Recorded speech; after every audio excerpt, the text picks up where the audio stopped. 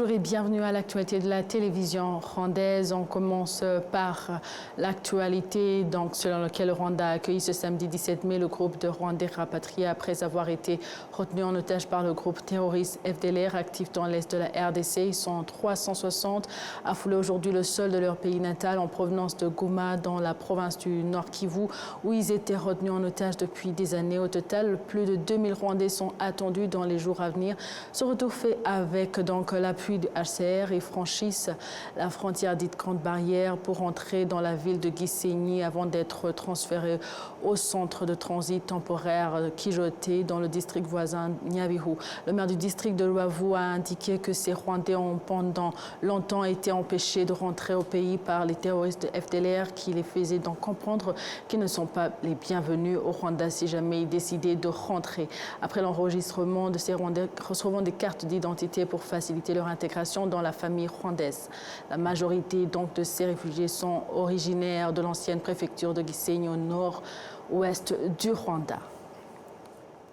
On continue avec l'actualité pour parler des secteurs de l'énergie, de l'agriculture et de la gestion des déchets qui figurent parmi les plus grands émetteurs de gaz à effet de serre au Rwanda. L'Office rwandais de protection de l'environnement, REMA en sigle en anglais, a mis en place des points focaux dans différents secteurs afin d'améliorer la mesure, la notification et la vérification de la quantité de ces émissions, comme l'a expliqué Dr Victoire Gafi Akara, chercheuse en sciences du changement climatique à EMS, Rwanda.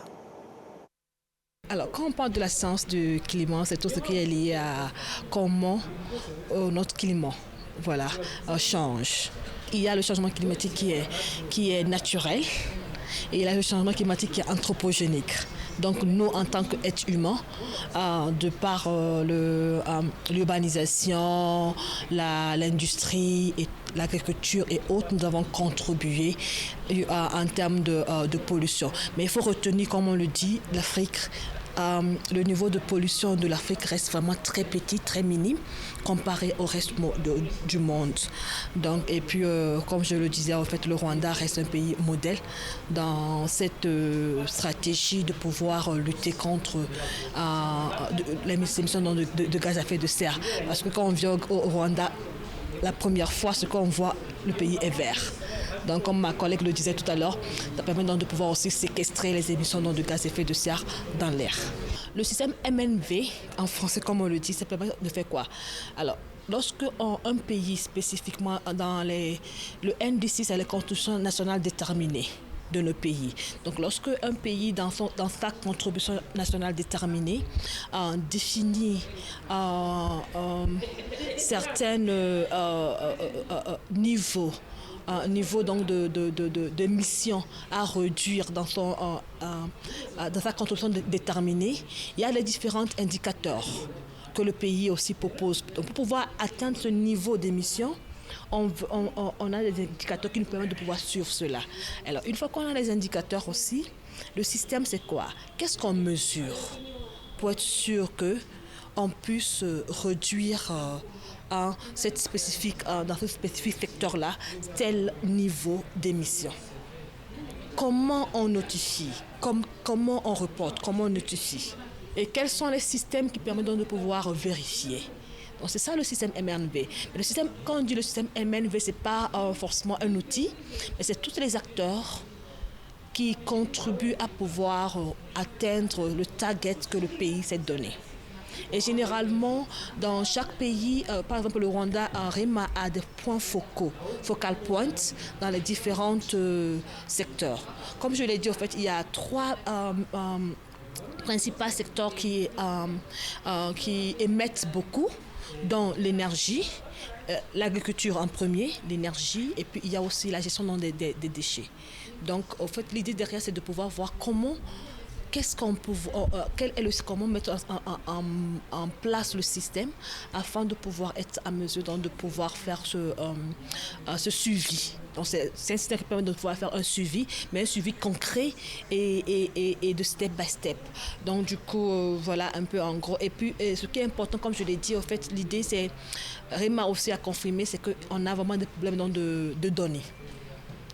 Le problème de données qui vient avec le fait que les secteurs n'arrive pas à identifier les types de données qu'il ne faut pas indicateurs. Donc c'est pour pouvoir faire le renforcement de capacité à ces différentes sous-secteurs-là pour comprendre par rapport aux spécifiques indicateurs qui est lié à leur secteur, quelles sont les données qu'ils peuvent commencer à collecter.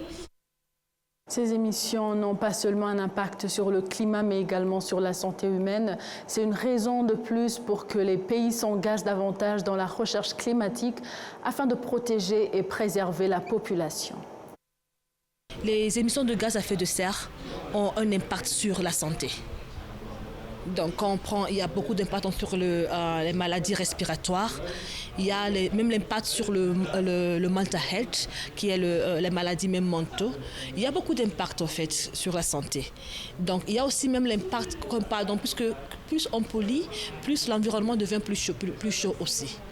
Donc, si on prend par exemple, vous allez voir que récemment aussi, je vais venir, on sent plus la chaleur. On a senti la chaleur beaucoup à Kigali de 2023 à 2024. Il fait beaucoup chaud. Alors, c'est pas seulement lié, cette chaleur peut être non pas seulement liée à l'urbanisation, à la population, mais aussi au microclimat qui change. Et le microclimat peut changer sur la base de quoi ces émissions de gaz à effet de serre qui peuvent aussi rendre le pays plus chaud, plus warm. Donc, vous voyez un peu, c'est pour ça que c'est ça aussi que c'est le côté où ça impacte la population, parce que si on ne fait rien, si le pays ne fait pas quelque chose comme il le fait maintenant, vous voyez que le Rwanda se bat beaucoup sur le plan international, au pays africain, à être l'un des leaders dans l'engagement climatique. C'est parce qu'il veut préserver la population du Rwanda sur les impacts qu'ils peuvent avoir, ces émissions sur leur santé, et aussi pouvoir avoir un environnement sain.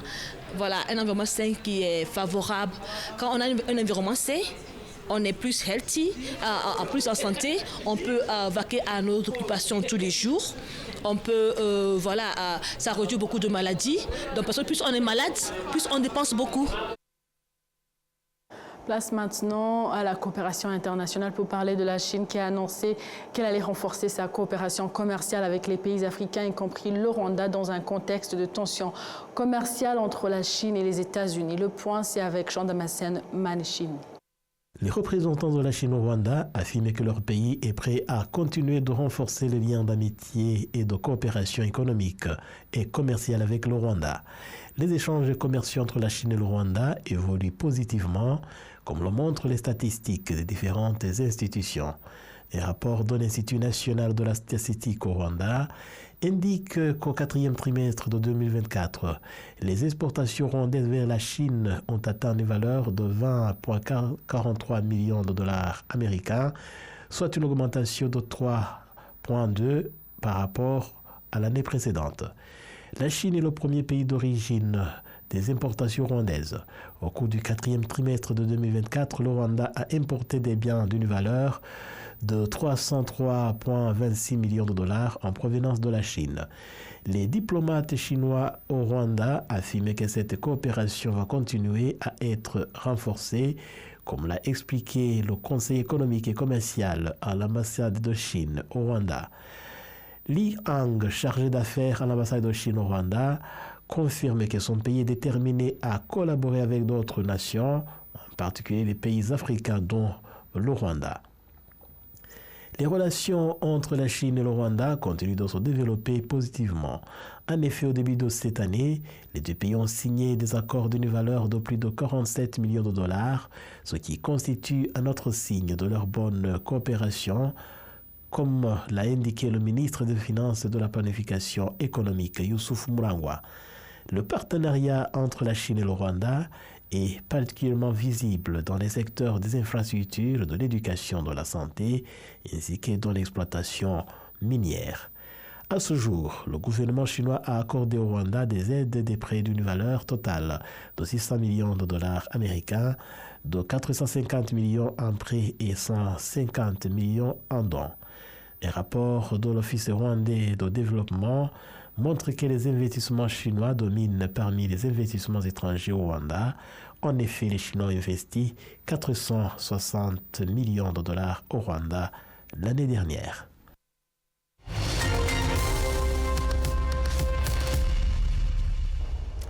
Place maintenant au sport pour parler à la grande célébration du sport du basketball africain.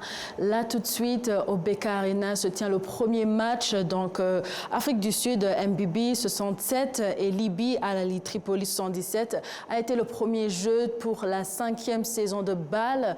Donc, la conférence Nile Conference qui débute. Et en début de cette semaine, pour l'occasion du coup d'envoi de cette conférence, Amadou Galofa, le président de la BAL, était au Rwanda ici, qui est arrivé à parler à la télévision rwandaise, exprimant tout d'abord ses impressions sur les préparatifs, mais surtout l'enthousiasme au Rwanda.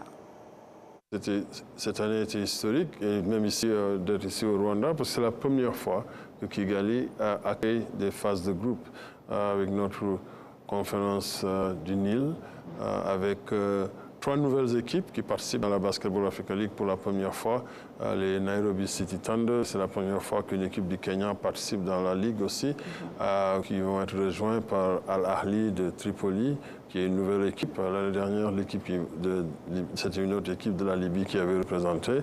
Et aussi une équipe de l'Afrique du Sud, qui est une nouvelle équipe aussi. L'Afrique du Sud a été représentée par le passé par les Cape Town Tigers. Et cette année, c'est MBB, Made by Basketball, qui font leur participation pour la première fois, qui sont coachés d'ailleurs par un ancien champion de la NBA, Sam Vinson, qui a gagné le championnat NBA en 1986 avec Larry Bird et les Kevin McHale et toute cette grande équipe des Boston Celtics. Alors, ces 3 équipes vont rejoindre APR du Rwanda qui reviennent pour la 2e saison, et APR qui a aussi très bien représenté le Rwanda l'année dernière.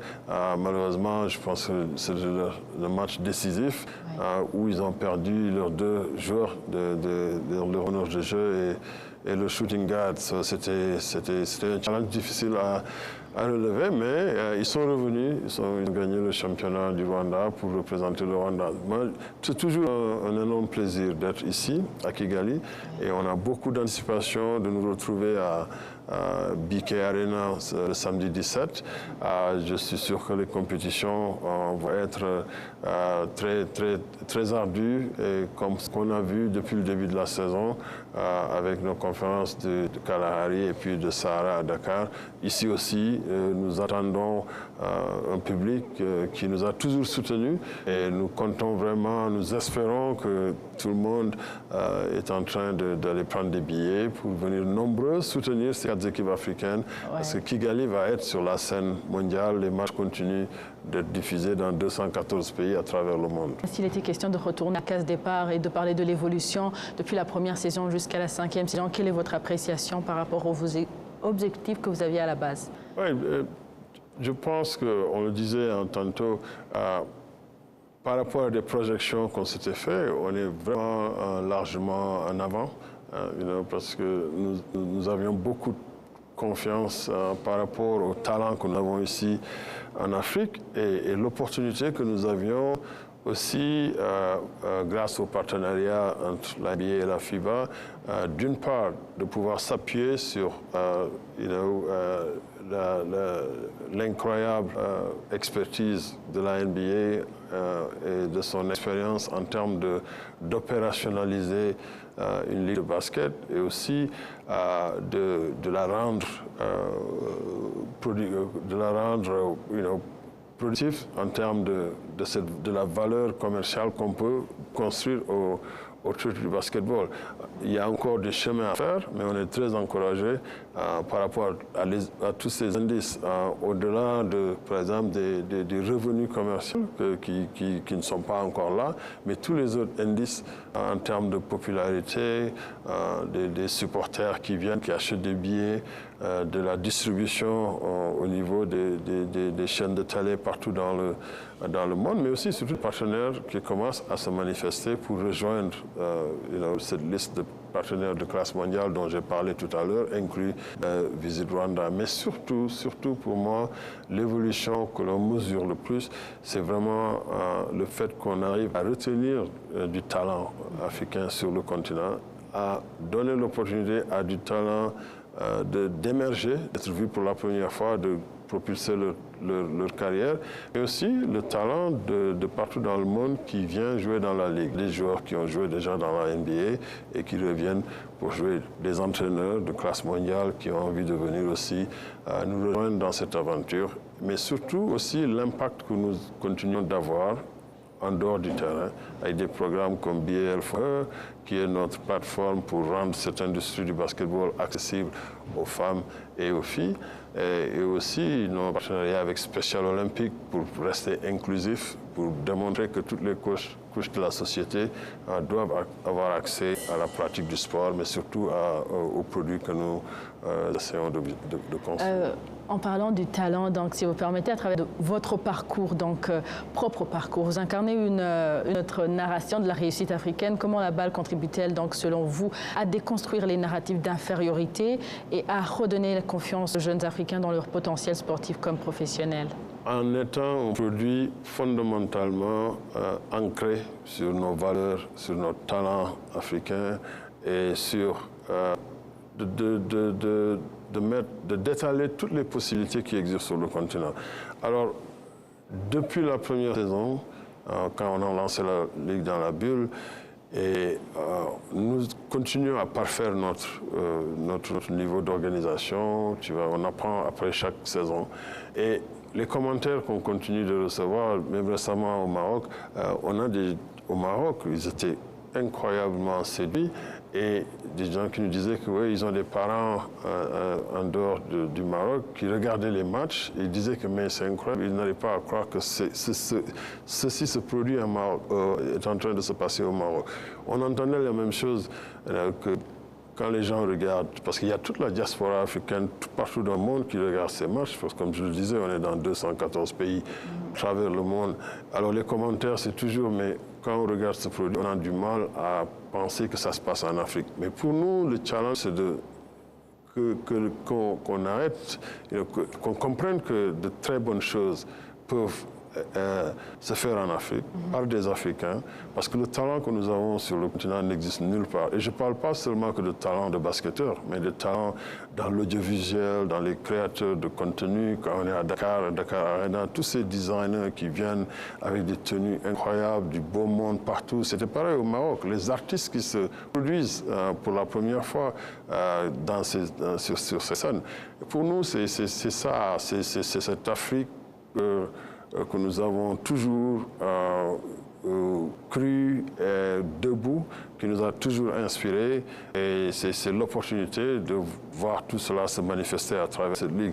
Et je le disais aussi, on n'est pas venu dès le début, par exemple, lorsqu'on ouvrait les bureaux de la NBA en Afrique du Sud en 2010, pour dire que commençons une ligue professionnelle de basketball. On a pris le temps d'éduquer, d'évangéliser, d'aller partout, de nous engager avec, d'établir des relations avec des gouvernements, des ministres de sport et partout. Et au bout du compte, je pense que, il y a cette constance dans l'effort et cette confiance en ce que nous sommes en Afrique et le talent que nous avons ici sur le continent. Et en construisant tout l'écosystème, cette ligue va continuer d'être vraiment une véritable vitrine où d'abord toutes les industries créatives vont être activées, mais au-delà de cela, on va continuer à créer de la valeur pour nos différents pays, pour nos différentes communautés, mais surtout utiliser le pouvoir fédérateur du sport pour nous impliquer dans des activités d'impact social positif en nous focalisant sur cette jeunesse, en arrivant en sorte que cette jeunesse croit et voit d'elle-même qu'il est possible de faire de très très grandes choses sur le continent. Ici au Rwanda, comment est-ce que le Rwanda a contribué tout au long du parcours de balle depuis la première saison jusqu'à 5 saisons? Quelle est votre appréciation du rôle du Rwanda? Non, je pense que d'abord, comme je le dis, c'est un immense plaisir de nous retrouver ici à Kigali. L'organisation de ces compétitions de la Basketball Africa League est devenue un véritable rendez-vous. Et pour nous, le Rwanda Development Board, Visit Rwanda, l'un des premiers partenaires à croire en ce que nous faisons. Et comme je le disais aussi, le président Kagame est un grand fan de basket. Et on n'a pas seulement commencé par l'établissement de la Basketball Africa League. C'est quelqu'un qui est venu se déplacer, voir ce qui se fait au plus haut niveau, que ce soit au niveau des All-Star Games et autres. Et puis le Rwanda, je pense, a toujours cru au pouvoir du sport comme vecteur de développement. Les autres partenariats que Visit Rwanda a établis avant le nôtre, mais le nôtre est celui qui amène un événement ici, qui draine du monde, qui vraiment fait vivre Bank of Kigali Arena. Alors, le partenariat est extrêmement important et je pense que qui dit partenariat, c'est du donner, du recevoir. Je pense que des deux côtés, on est très satisfaits et on doit revenir ici pour les finales. Vous savez, on avait renouvelé, et je crois que c'est un signe, on avait signé au départ sur 3 ans, on l'a renouvelé après sur 5 ans. Et sur les 5 ans, on peut amener la finale, sur deux sur les 5 ans, on peut amener la finale dans d'autres pays africains avec l'accord de notre partenaire, parce que aussi, ils partagent comme nous que c'est un produit panafricain et il faut en faire profiter au maximum de pays africains possibles. Mais nous serons de retour ici pour les finales l'année prochaine pendant la saison 6.